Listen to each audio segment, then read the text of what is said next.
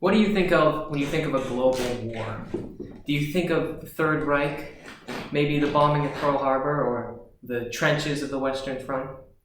Well, Winston Churchill once famously said that the 7 Years' War was the first truly global war.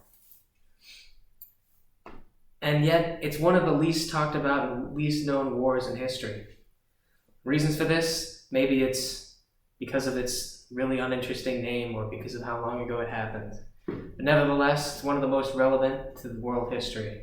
It led to British naval dominance over the world. It led to the seeds of American Revolution, to the beginnings of German unification, and even to the conquests of India. So the war began between two longtime colonial rivals of Britain and France. The French colonies in North America were built around the Great Lakes, Quebec, and the Mississippi River. The British colonies were largely on the east coast of America and Canada. You see, the French colonies were mainly trading based. They had a very small population and generally better relations to the Native Americans. Whereas the British colonies were settler based, very much larger populations, worse relations with the natives, and they needed more land constantly so that they could give out farmlands and expand with a growing population. Both of these colonial rivals wanted to curb each other's expansion, and this came to a head when in the neutral zone of the Ohio Valley, the French built Fort Duquesne along the Ohio River. War broke out between the colonials as the British colonies moved in to take the fort, led by a certain George Washington. They were initially thrown back, though, because of the French's better relations with the Native Americans. This war, when it came to Europe, there was an initial lack of enthusiasm. Many in the British wanted to stop this war before it would get out of hand, so they decided to employ a strategy of disrupting French trade and harassing French civilian ships. They hoped that this would decrease tensions and cause the French to back down, but instead it increased tensions. Fearing a French intervention in the European continent, King George II decided to look for alliances. You see, the political situation of Europe was much different back then. King George II was actually not just king of England, but also the king of a small German country known as Hanover. And he was worried that if the French were to move in on Hanover, he wouldn't be able to send his army to assist the colonies and the German countries. So, this war is not just about France and England. It's about two other countries as well, Austria and Prussia. You see, 6 years previously, the War of Austrian Succession had saw France and Prussia work together to curb the Austrians' power. In this war, the Prussians were granted the wealthy Austrian province of Silesia. And despite only being a minor power, they had managed to alienate Russia as well. So, Austria disliked Prussia and sought to return the Silesian lands. So, in a move known as the Diplomatic Revolution, it decided to ally itself with its longtime rival France. A pact was signed between France, Austria, and Russia to resist the new British alliance that was forming with Prussia. Britain formed its alliance with Prussia because they were close enough to defend Hanover in the event of a European war. And this alliance, of course, made a European war inevitable. It began when the Prussians, led by Frederick the Great, mounted a preemptive invasion into the Austrian allied territory of Saxony. They pushed into Austria proper, but overestimated their strength, and after the Battle of Prague, were pushed back. Despite winning some major battles, Prussia began a long and stalemate war. The Russians invaded and took their eastern territories, but were unable to press their advantage due to poor supply lines. The French pushed in and invaded from the other side into Hanover, but were repelled with a surprising turn of events as the Hanoverians pushed them back. During this time, the Swedish intervened and invaded the Prussians from the north. Prussia was beset on all sides. Back in France, we see the French were mounting a very ambitious plan. They intended to invade mainland England, and they had the navy to do it. But during the Battle of Caberton Bay, their navy was severely hampered.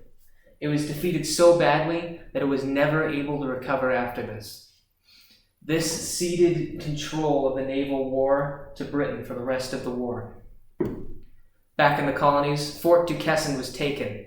The French were unable to reinforce their colonies with their navy gone, and their colonies fell into disarray and were occupied. During this time, the French Acadians were expelled from the French territories in Canada, and many of them were forced to move to places such as New Orleans.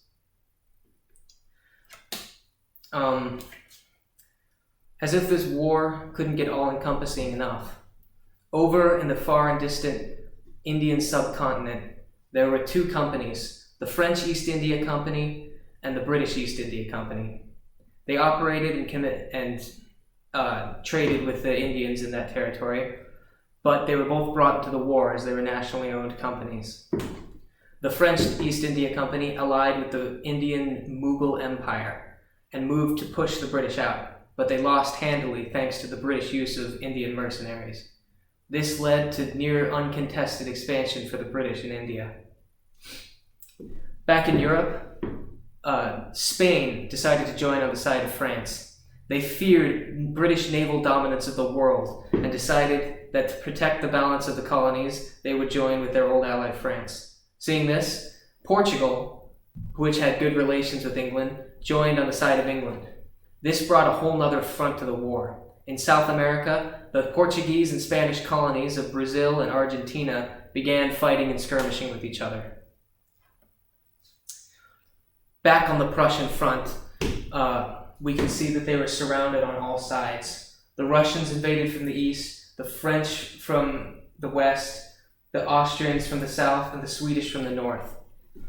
Things looked grim for them, and the British higher-ups had basically decided that their death was inevitable. They threatened to cut funding for the Prussian army.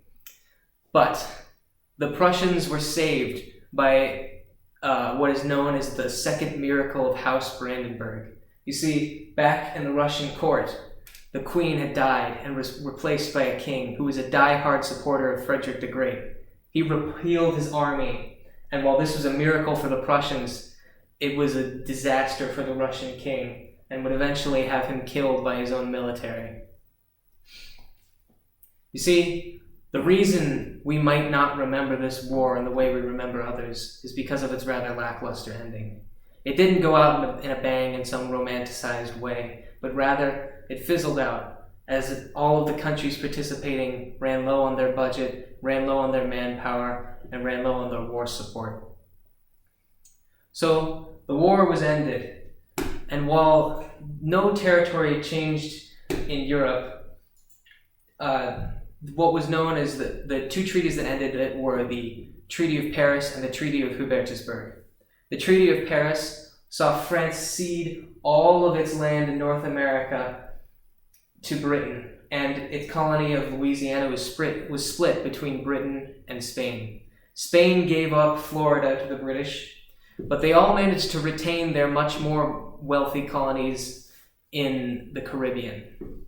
This war, the exchange of colonies, wasn't so much an economic move, rather a move to show British dominance over the sea.